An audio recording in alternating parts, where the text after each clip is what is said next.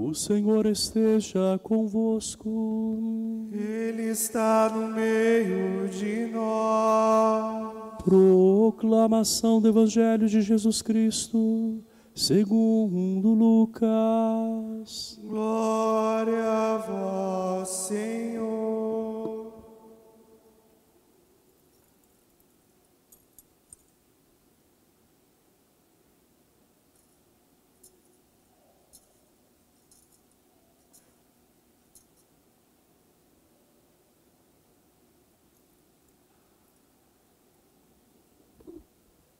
Naquele tempo, os apóstolos disseram ao Senhor: aumenta a nossa fé. O Senhor respondeu: se vós tivesseis fé, mesmo pequena como um grão de mostarda, poderíeis dizer a esta amoreira: arranca-te daqui e planta-te no mar, e ela vos obedeceria.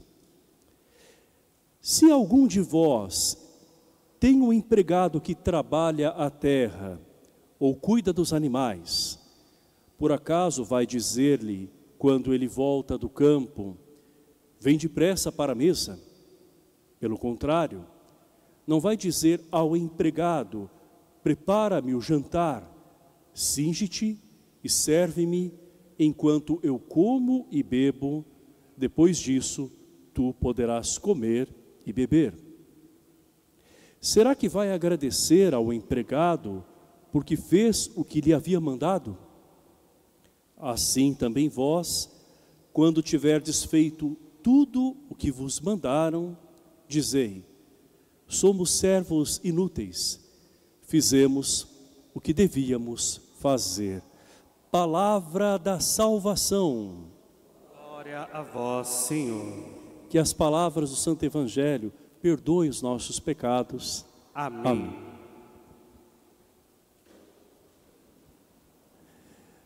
São Benedito conduz o povo para a casa do Senhor. E aqui estamos, escutando a palavra de Deus, que faz com que nós despertemos para a realidade de fé, que nós alimentemos e fortaleçamos esta mesma fé. Mas, diante dos momentos difíceis, muitos de nós pode cair no desânimo, na impaciência e outros até mesmo na descrença. Basta quando as coisas não começam a dar da forma que nós tínhamos planejado ou gostaríamos. E alguns vão até dizer, se perguntando: será que vale a pena ter fé? Porque eu faço tudo, eu rezo, eu confio, e não acontece o que eu quero. Será que realmente nós confiamos de fato? Confiamos no plano de Deus, cujo olhar vai muito além da nossa visão? A fé, além de acreditar naquilo que Deus pode fazer, é também confiar que Ele faz do jeito certo e na hora certa. Por isso que nós precisamos, como diz a segunda leitura, reavivar a chama do dom de Deus. E a fé é um dom que o Senhor nos concedeu, gratuitamente. A fé não é um esforço nosso por ir de encontro a Deus.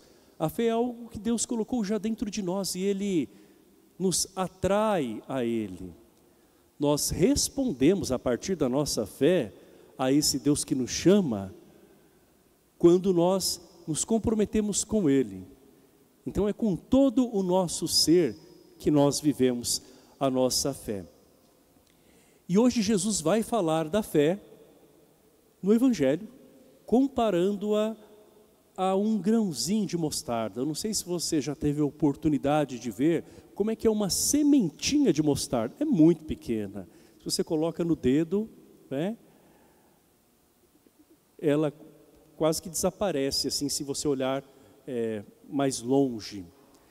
E, no entanto, nós sabemos que depois que ela é plantada, que ela brota e se desenvolve e se torna uma hortaliça robusta, enfim. Se nós tivéssemos a fé do tamanho de um grão de mostarda, diz Jesus, nós falaríamos para uma árvore, um pé de amora, lança-te para o mar, e ela nos obedeceria. Jesus está usando uma comparação para dizer que se nós tivermos fé, nós seremos capazes de transpor obstáculos. E até das coisas que parecem impedimentos da nossa vida, elas se tornam pequenas diante da força da fé. A fé que nos é dada, a fé que também precisa ser exercitada. Porque a fé sem obras, já dizia São Tiago, é morta. Então a fé tem que andar junto com a nossa vida, para que ela seja verdadeira. Não basta somente dizer que nós cremos. Nós precisamos exercitar essa fé com a forma como nós agimos. E Jesus hoje vai contar uma segunda parábola. Toda parábola é uma metáfora, fala de uma realidade espiritual por meio de uma comparação com coisas dessa terra. E Jesus mais uma vez traz um ensinamento que talvez a gente não consiga fazer uma conexão quando ele conta uma parábola e em seguida vem outra. Jesus começa falando da fé. Depois ele fala de um empregado que trabalha na roça, cuidando da terra, cuidando dos animais, e que ainda volta para preparar a refeição para o seu patrão. Será que o patrão vai dizer para ele assim, vem aqui se sentar? Não, o patrão vai esperar que aquele empregado faça o que foi designado a ele, o que é papel dele. E aí está a verdadeira fé. No tempo de Jesus, os judeus pensavam que Deus retribuiria nesta terra tudo aquilo que eles fizessem. Então, por isso que alguns procuravam ser impecáveis na lei, mas numa relação com Deus que era sempre de troca. Então, como se fossem merecedores de algo. E nós vemos que a fé que Jesus fala é o que Ele dá de graça. O que nós precisamos é permitir que através da fé Deus possa ainda mais agir. E de que maneira nós devemos agir? Temos ali um grande exemplo, São Benedito, o homem de fé, o homem de humildade, o servo do Senhor, que vive com espiritualidade. E nós podemos fazer até uma conexão da vida dele com aquilo que o Evangelho hoje nos fala. Jesus, como ouvimos, fala de um empregado que trabalha a terra e cuida dos animais. São Benedito, antes de adentrar a vida religiosa, como eremita, ele cuidava da terra, era um camponês e também tinha uma junta de bois. Nós bem sabemos que ele era filho de africanos escravizados e que, por uma promessa do patrão dos seus pais, ele nasce livre. Já os seus outros irmãos, infelizmente, foram escravizados e depois eles se tornam livres, não é? Mas nós bem sabemos que, por essa condição agora de ser livre, ele precisa trabalhar, e ele está num país onde predomina pessoas brancas. São Benedito nasceu na Itália, e ele vai trabalhar então no campo. Ele não pôde estudar por conta da sua condição. Então ele continua analfabeto, mas aquele homem tem tamanha fé que ele atrai os olhares de muitas pessoas. Alguns o olham com desprezo, até escárnio. Outros vão olhá-lo com admiração por conta da sua fé e da sua sabedoria tão prática. E foi assim que o olhar de um eremita repousou sobre ele e viu que ele tinha vocação. E São Benedito passa agora a adentrar uma vida de contemplação, de vida de oração. E na obediência, na humildade, depois, ele é destinado para um convento. E lá ele também sofre preconceito, a discriminação. Mas lá ele vive a espiritualidade da mesma forma que ele viveu antes mesmo da vida religiosa. O Evangelho nos fala também deste servo que serve à mesa. São Benedito foi assim, foi alguém que preparou a refeição para os irmãos, porque esta era a função mais simples. A faxina, os cuidados com a cozinha, e através das coisas mais básicas ali da vida do convento, ele tinha a oportunidade de fazer tudo com amor, e inclusive de dar assistência aos pobres que batiam a porta do convento famintos. São Benedito viveu uma vida de profunda oração e de autêntica caridade. Fé e vida estiveram presentes. São Benedito, embora tenha sido amado por muitos, não só pelos pobres que encontravam nele assistência, mas também por muitas pessoas intelectuais que ocupavam funções de grande responsabilidade, nobres, que iam a ele pedir conselho, porque viam nele não simplesmente alguém que não sabia ler e escrever, mas alguém que vivia de uma maneira tão verdadeira a fé, que podia comunicar algo também autêntico. Muitos reconheceram a santidade de Deus na pessoa de São Benedito.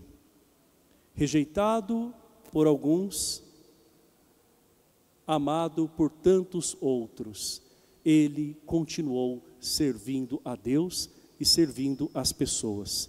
O Evangelho nos fala de um empregado que não precisa de agradecimentos para que ele faça aquilo que lhe cabe. São Benedito não ficou dependendo do olhar das pessoas sobre ele para ele se santificar, para ele fazer as coisas com amor.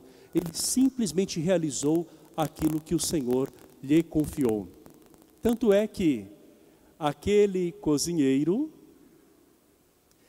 foi num dado momento eleito pelos membros ali, os frades do convento, para ser superior. Então São Benedito, com sabedoria, foi um líder. E completado o seu tempo naquela função, ele depois volta de novo para a cozinha. Soube viver a espiritualidade em todos os lugares onde ele esteve, em qualquer função que lhe foi entregue. E daí que nós vemos a verdadeira humildade. Quando lhe foi dado o poder de decisão como líder, ele não mudou quem ele era, ele continuou o mesmo. Quando ele volta então para aquela função tão simples, ele não sente que algo lhe foi arrancado, porque ele sabia do amor de Deus, sabia do quanto era filho de Deus, independentemente da cor da sua pele, daquilo que sabia de uma forma intelectual ou não, se sentia amado por Deus. E quando nós nos sentimos amados por Deus, nós não precisamos receber a aprovação das pessoas, e nem vamos exigir de Deus que Ele nos recompense por aquilo que nós fazemos. Nós simplesmente com fé respondemos a esse amor. E quando Jesus diz assim, que nós devemos dizer, somos servos inúteis, fizemos apenas aquilo que devíamos fazer, Jesus está querendo nos dizer que nenhum de nós é insubstituível. Embora cada um de nós possa fazer as coisas de uma maneira única, singular, outros também podem fazer aquilo que foi confiado a nós. Que ninguém se ache superior aos outros, mas na humildade abrace totalmente aquilo que Deus lhe confiou. Quando Jesus fala somos servos inúteis, não quer dizer que Ele não veja aquilo que nós podemos fazer de bom, mas que o que nós fazemos nunca vai chegar à altura daquilo que Ele já faz por nós. Então nós não podemos exigir de Deus e requisitar dEle que Ele nos sirva em todos os momentos, porque na verdade nós somos os seus servos. Mas o mais bonito de tudo é que a promessa de Jesus é de que um dia aqueles que estiverem no céu, lá será a verdadeira recompensa. A estes Ele vai servir e vai cear com eles. O próprio Jesus que diz que aqui na terra o empregado deve fazer aquilo que é o seu papel. Este também depois será chamado de amigo, estará à mesa com ele e o próprio Deus vai servi-lo. Que a nossa busca por humildade faça com que nós reconheçamos quem nós somos, sem colocar e nem tirar aquilo que nós somos. Ofereçamos aquilo que nós temos, devolvamos a Deus aquilo que Ele mesmo nos deu, e assim nós viveremos verdadeiramente com fé, com esperança, a verdadeira caridade. Louvado seja nosso Senhor Jesus Cristo. Para sempre seja louvado.